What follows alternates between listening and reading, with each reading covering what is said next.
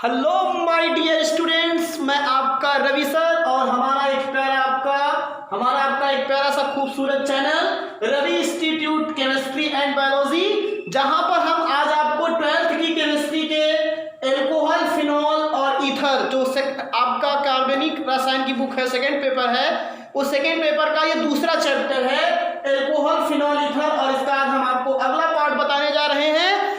अभी तक हमने जितने भी इसके पहले वाले इसमें लेक्चर पढ़े थे उसमें हमने एल्कोहल को प्रिपेयर करने की हमने क्या किया है, मेथड्स आपको बता दिया है। तो हम आपको आगे ले चलते हैं। अगला हमारा एक टॉपिक होगा, उसका नाम है फिजिकल प्रॉपर्टी ऑफ एल्कोहल्स।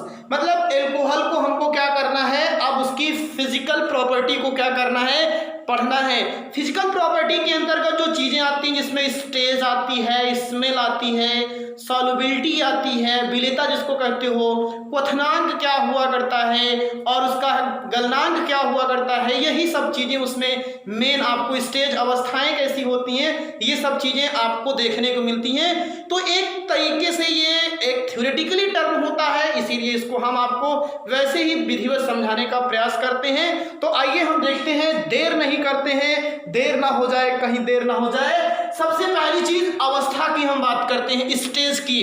तो आप लोग वैसे भी एल्कोहल सुने भी होंगे, शराब बहुत खराब चीज होती है। तो आपको हम बता रहे हैं प्रथम 3 सदस्य जो इसके होते हैं, मतलब प्रथम 3 सदस्य का मतलब कुछ बच्चे समझ नहीं पाते हैं। इसका मतलब होता है कि जैसे एल्कोहल का पहला सदस्य होता है CH3OH, ये पहला सदस्य जिसमें कार्बन की संख्या 1 है। दूसरे का मतलब होता है C2H5OH, इसमें देखिए 2 है। और तीसरे का मतलब होता है C3H7OH, ये प्रोपिल अल्कोहल है। तो इसमें कितनी संख्या है, 3 तक। तो मतलब जो इसके प्रथम 3 सदस्य होते हैं C1 और C3 तक, ये रंगहीन होते हैं, कलरलेस। कैसे होते हैं ये, कलरलेस हुआ करते हैं। और ये फिर कैसे होते हैं, द्रव होते हैं। आप शराब सुने ही अच्छी तरीके से, उसका कोई कलर नहीं होता है, उसको बाद में कलर डालकर उसको कलर किया जाता है प्योर शराब को, और वो द्रव होते हैं 3 सदस्य तक। मतलब एथिल अल्कोहल, मेथिल अल्कोहल को हम लोग जहरीली शराब भी कहते हैं। एथिल अल्कोहल को मदिरा शराब, जो सब आप जानते होंगे। शराब कई प्रकार की, इसकी एल्कोहल के परसेंटेज के आधार पर इसको कई भागों में बियर, ब्रांडी, जिन, रम, ये सब इसके अलग अलग रूप हुआ करते हैं। जब बायोलॉजी वगैरह में एल्कोहल पढ़ाया जाता है तो वहाँ बताया जाता है इसको। और फिर ये तो हो गया C3 तक, कंफर्म। इस चीज को ध्यान दीजिएगा, 3 सदस्य C1 से लेकर के C3 तक रंगहीन द्रव होते हैं, ये द्रव अवस्था में पाए जाते हैं। जबकि C4 मतलब चौथी अवस्था से और 11 स्टेज तक ये तेल एकदम जैसे होता है, गाढ़ा तेल जैसे, ये क्या होते हैं, गाढ़े क्या होते हैं, द्रव होते हैं। ये आगे की बात। और अगर हम 11 से आगे ले जाते हैं तो उसके आगे के जो शेष एल्कोहल हैं वो मोम जैसे क्या हुआ करते हैं, ठोस होते हैं। तो ये पहली टॉपिक कंफर्म हो जानी चाहिए, एल्कोहल की क्या है, ये स्टेज है। प्रथम 3 सदस्य C1 C3 तक ये रंगहीन द्रव होते हैं, जबकि C4 से लेकर के C11 तक जो सदस्य होते हैं ये तेल जैसे गाढ़े द्रव होते हैं। और शेष एल्कोहल जो होते हैं वो मोम जैसे कैसे होते हैं, द्रव होते हैं। कंफर्म हो जानी चाहिए ये बात। और फिर उसके बाद हम इनकी बात करते हैं, गंध कैसी होती है। तो आप लोग एल्कोहल की गंध देखे ही होंगे कैसी होती है। एल्कोहल की जो कुछ लोगों को शराब की जो स्मेल होती है बहुत दूसरी तरीके से मीठी सुगंध लगती है, जान लीजिएगा। और तीक्ष्ण भी होती है, स्वाद उसका तीक्ष्ण होता है, बहुत खट्टा, अम्लीय, जानते भी होंगे अगर जो ड्रिंक किए होंगे, जैसे जाता है अंदर तो वैसे पता लगता है। तो ये एल्कोहल जो होते हैं, ये C1 से C3 के सदस्य की जो गंध होती है हल्की मीठी होती है, सुनने में अच्छा लगता है, जान लीजिएगा। और विलेयता की हम बात करें तो एक चीज आपको विलेयता अगर पढ़ना है तो मैंने सॉल्युबिलिटी की चीज बताया भी था कि एल्कोहल हो, जल हो, अमोनिया हो, इन सब में क्या पाया जाता है, हाइड्रोजन बॉन्ड पाया जाता है। हाइड्रोजन बॉन्डिंग आप लोग पढ़े होंगे। तो हाइड्रोजन बॉन्डिंग के कारण क्या हुआ करता है, दे आर सॉल्युबल इन आयो और अदर सॉल्वेंट। इसमें जो बॉन्ड मतलब कि जो पाया जाता है, हाइड्रोजन बंध उपस्थित होता है एल्कोहल में, और उस हाइड्रोजन बंध के कारण क्या हुआ करता है, ये वाटर में सॉल्युबल होते हैं। और कौन सा होता है, अंतर आणविक हाइड्रोजन बंध होता है। मतलब कि जब एक ही अणु के क्या होते हैं, कई अणु मिल जाते हैं और मिल करके आपस में हाइड्रोजन बंध बनाते हैं, तो उसको अंतर आणविक हाइड्रोजन बंध कहते हैं। और एक चीज ध्यान दीजिए, इनमें क्या होता है, अंतर आणविक हाइड्रोजन बंध उपस्थित होता है, अतः यह जल एवं कार्बन कार्बनिक विलायकों में क्या होते हैं, विलय होते हैं। आप देखते होंगे जब शराब पिया जाता है, ड्रिंक किया जाता है, तो आप बताइए शराब का किसके रूप में होता है, उसमें सॉल्वेंट रहता है कि सॉल्यूट रहता है, बताइए ना, सॉल्वेंट की सॉल्यूट। तो आपको वहां पे ऑब्जर्व किए होंगे शराब की मात्रा ज्यादा होती है, पानी की मात्रा कम होती है। ऐसा नहीं है कि एक चम्मच शराब डाल के उसी में एक गिलास पानी भर लिया, नहीं, आप शराब की मात्रा अधिक रहती है, गिलास में पानी की कम होती है।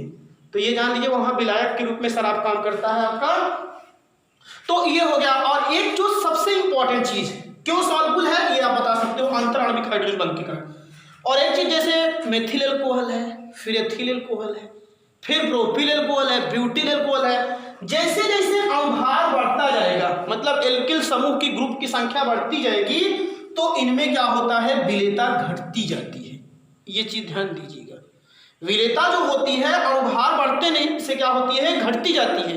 अब अगर कोई पूछे विलेयता अणुभार बढ़ने से क्यों घटती है, तो इसके पीछे कारण होता है कि जैसे जैसे अणुभार बढ़ेगा एल्किल समूहों की संख्या बढ़ेगी। जैसे मेथिल एल्कोहल है तो मेथिल एल्कोहल में केवल एक आपका एल्किल ग्रुप है, एथिल एल्कोहल में हो गया, आप देखिए आपके कार्बन की संख्या बढ़ती जा रही है, और आपका हो गया प्रोपिल हो गया, वैसे बढ़ती जाती है अणुभार। और जब अणुभार बढ़ता जाता है तो ये जो ऑक्सीजन और हाइड्रोजन के बीच में जो बॉन्ड होता है ये थोड़ा दुर्बल होने लगता है, और सॉल्युबिलिटी धीरे धीरे क्या होने लगती है, क्योंकि एल्किल समूहों की संख्या बढ़ती जाती है, तो ये कमजोर होता जाता है, जिसके कारण फिर विलेयता क्या हो जाती है, घटती जाती है। तो ये तीसरी प्रॉपर्टी हो गई। और चौथी प्रॉपर्टी भी इसी से ही रिलेटिव है, हाइड्रोजन बॉन्ड से कारण।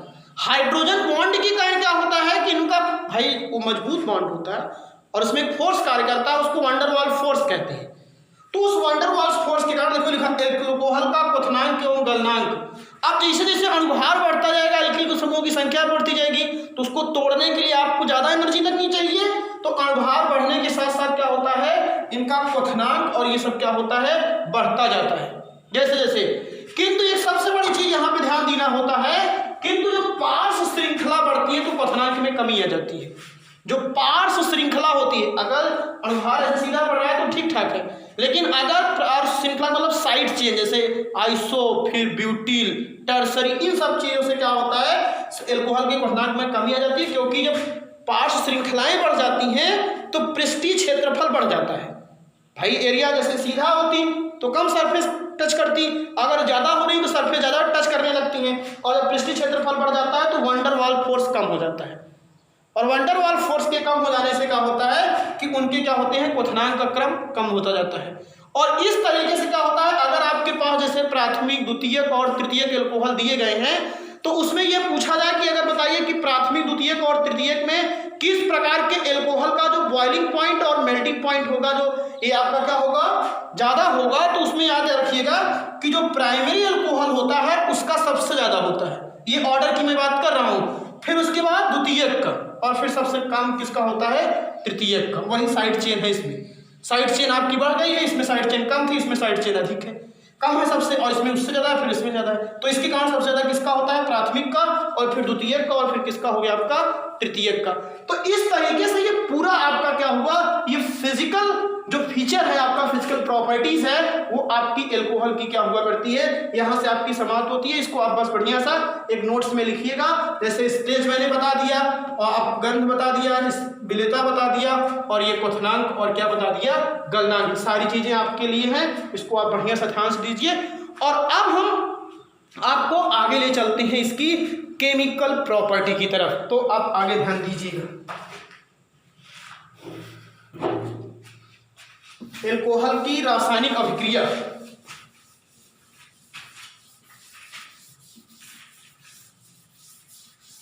बढ़िया सा इसको ऐसे बढ़िया सा नोट्स में इसको क्या कर लीजिएगा, आप लोग लिख लीजिएगा, तो आपके लिए ज्यादा अच्छा है।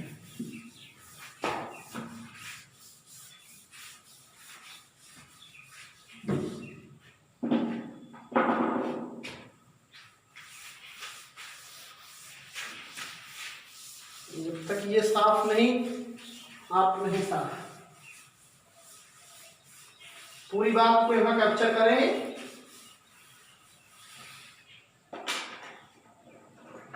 चलिए,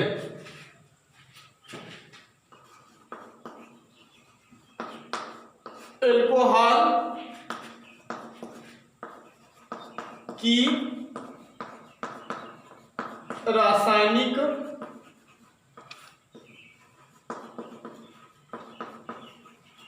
अभिक्रिया।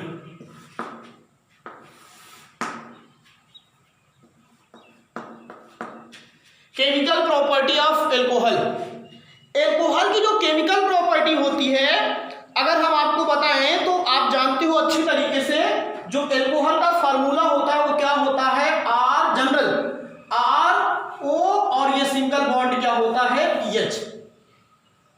तो अगर हम किसी भी कंपाउंड की केमिकल प्रॉपर्टी को समझना चाहें तो कुछ एक तरीका होता है, बेसिक तरीके से हम उसको क्या कर सकते हैं, बड़ी आसानी से उसको पहचान सकते हैं। तो एल्कोहल में जो कुछ रासायनिक अभिक्रियाएं होती हैं जिसमें केवल इसका हाइड्रोजन प्रतिस्थापित किया जाता है, तो यहाँ पे हाइड्रोजन प्रतिस्थापन के कारण अभिक्रिया होंगी, कुछ अभिक्रियाएं होंगी और कोई नहीं टच होगा, केवल यहाँ CH गायब होगा।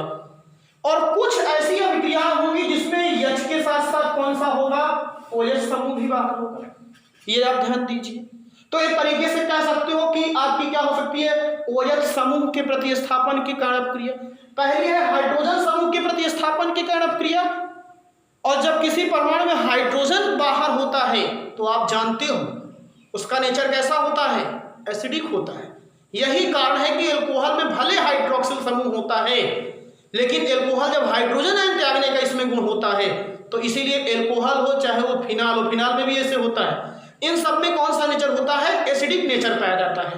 अम्लीय गुण देखने को मिलता है एल्कोहल में भी और किसमें, आपको फिनाल में भी, दोनों में एसिडिक प्रॉपर्टी आपको देखने को मिलती है। और तो तीसरी प्रॉपर्टी कौन सी होगी, पहली तो due to hydrogen atom, these are chemical reaction in which hydrogen substitute, और दूसरा जो होगा जिसमें कौन सा होगा, आपका हाइड्रोक्सिल ग्रुप क्या होगा, सब्स्टिट्यूट होगा। और तीसरा रिएक्शन वो होता है कि जिसमें आपका एल्किल ग्रुप और पूरा का पूरा आपका क्या होता है, हाइड्रोक्सिल ग्रुप, पूरा का पूरा एकदम रिएक्शन में क्या हो जाता है, सब्स्टिट्यूट हो जाता है। तो वो तीन प्रकार के आपको केमिकल रिएक्शन देखने को मिलेंगे। तो यहाँ पे अब आप ध्यान दीजिएगा, इसको आपको बता रहे हैं, तीनों चीज को ध्यान देंगे। पहले एल्कोहल की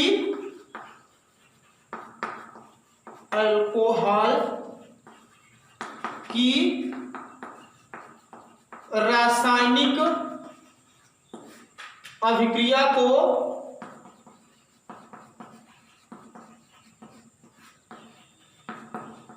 निम्न तीन भागों में विभाजित किया जा सकता है, विभाजित किया जा सकता है। ये जान लीजिए, एल्कोहल की जो केमिकल प्रॉपर्टी है उसको तीन भागों में विभाजित किया जा सकता है। The chemical property of alcohols has been divided into 3 types, 3 part. और जो तीनों पार्ट हैं वो कौन कौन से होते हैं, नंबर 1 कौन सी होगी, हाइड्रोजन प्रतिस्थापन के कारण अभिक्रिया, वह अभिक्रिया जिसमें हाइड्रोजन विस्थापित होता है, पहली अभिक्रिया।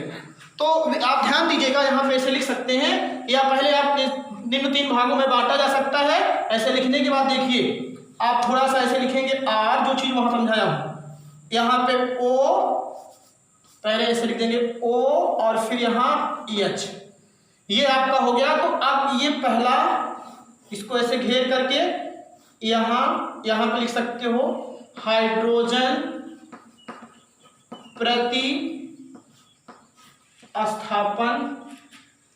प्रतिस्थापन की अभिक्रिया, पहला हो गया। दूसरी, ये देखिए कॉपी में जगह बना लीजिएगा, दूसरी बात है ऐसे कर दीजिए, पहली ये हो गई और दूसरी ऊपर देखो, पूरा का पूरा ग्रुप यहाँ लिख रहा हूँ, ऐसे ऐसे देख रहा हो ना बढ़िया सा। ये तरीका है केमिकल प्रॉपर्टी को एकदम अच्छा समझने का। यहाँ पे आप लिख सकते हो हाइड्रोक्सिल समूह प्रतिस्थापन, हाइड्रोक्सिल समूह प्रतिस्थापन अभिक्रिया की प्रतिस्थापन अभिक्रियाएं, ये 2 हो गई। और तीसरी, अब बड़ा सा एकदम बॉक्स बनेगा, ये ऐसे आएगा, देखिए ऐसे, देख रहे हो ना, जितना अच्छा बना पाइए उतना अच्छा बनाइए। तो इसको चाहे आप यहाँ नीचे ले लीजिएगा, जहां पे भी सुटेबल हो। देखिए अलग अलग पेन से करोगे एकदम अच्छा बनेगा। इसमें क्या लिखोगे, एल्किल भी हट रहा है अथवा OH समूह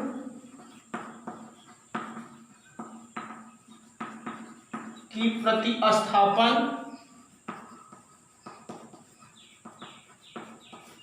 अभिक्रिया। तो 3 स्टेज में इसके रिएक्शन जाएंगे। कौन कौन सा स्टेज होगा बताओ? कुछ ऐसी अभिक्रियाएं होंगी जिसमें हाइड्रोजन विस्थापित होगा, कुछ ऐसी अभिक्रियाएं होंगी जिसमें हमारा टारगेट क्या होगा, OH ग्रुप होगा। कौन सा होगा भैया? OH हाइड्रोक्सिल समूह होगा, इसको हम टारगेट करेंगे। और कुछ हमारी ऐसी अभिक्रियाएं होंगी जिसमें हम एल्किल को भी टारगेट करेंगे और किसको, OH समूह को भी क्या करते हैं, टारगेट करते हैं। तो यहां पे देखो मैंने लिखा क्या कि एल्कोहल की रासायनिक अभिक्रिया को निम्न 3 भागों में क्या किया जाता है, विभाजित किया जाता है। तो कुछ अभिक्रियाएं होती हैं जिसमें OH समूह विस्थापित होता है, जिसमें हाइड्रोजन का विस्थापन होता है, और कुछ ऐसी अभिक्रिया होती है जिसमें एल्किल या OH समूह का क्या होता है, प्रतिस्थापन होता है। तो इसमें नंबर 1 वह अभिक्रिया, नंबर 1 सब ब्लैक पेन से बनेगी, जिसमें H परमाणु या हाइड्रोजन परमाणु विस्थापित होता है।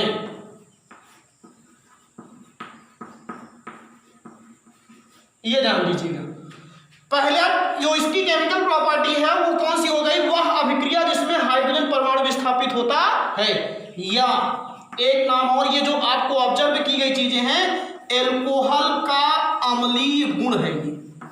ये क्या है आपके सामने है, ये एल्कोहल का अम्लीय गुण। अगर आपसे पूछा जाएगा कि एल्कोहल के अम्लीय गुण की व्याख्या कीजिए, तो आपको कुछ नहीं करना है, वही अभिक्रियाएं लिखना है जिसमें हाइड्रोजन परमाणु विस्थापित होगा। तो क्योंकि जब हाइड्रोजन परमाणु विस्थापित हो रहा है तो इसका मतलब एल्कोहल में कौन सा नेचर होगा, एसिडिक नेचर होगा। तो इस चीज को वहां से आप जैसे आपसे कहेगा कि एल्कोहल में बताइए कि अम्लीय गुण कैसे होता है, तो आप हाइड्रोजन के कारण जितनी भी अभिक्रियाएं हैं रासायनिक अभिक्रिया द्वारा स्पष्ट कीजिए। तो यही रिएक्शन आपको देना है। दूसरा टाइप कौन सा होगा राजू? दूसरा होगा वह अभिक्रिया जिसमें OH समूह विस्थापित होता है। दूसरी वह अभिक्रिया जिसमें OH समूह विस्थापित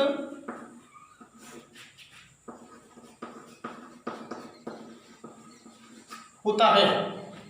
और तीसरी कौन सी अभिक्रिया होगी बताइए?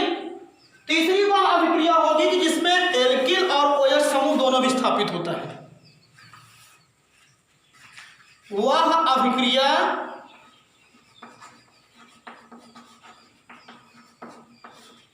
जिसमें एल्किल एवं OH मतलब हाइड्रोक्साइड दोनों समूह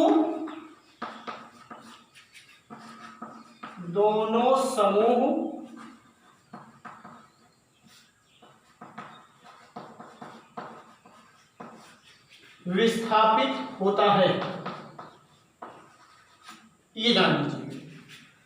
तो इस तरीके से हम केमिकल प्रॉपर्टी को आसान करने का आपको तरीका बता दिए कि एल्कोहल की रासायनिक अभिक्रिया को हम निम्न 3 भागों में डिवाइड कर सकते हैं।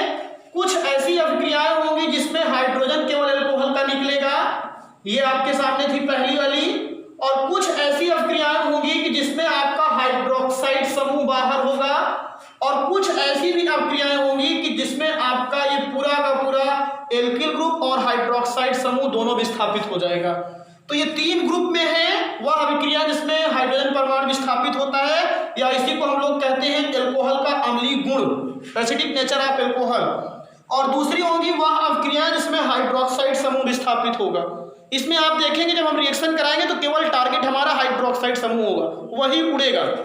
और फिर वह अभिक्रिया जिसमें आपका एल्किल एवं हाइड्रोक्साइड दोनों ग्रुप विस्थापित होता है। तो इस तरीके से ये पूरी केमिकल प्रॉपर्टी ऑफ एल्कोहल को आपको एकदम विधिवत तरीके से समझ में आएगी।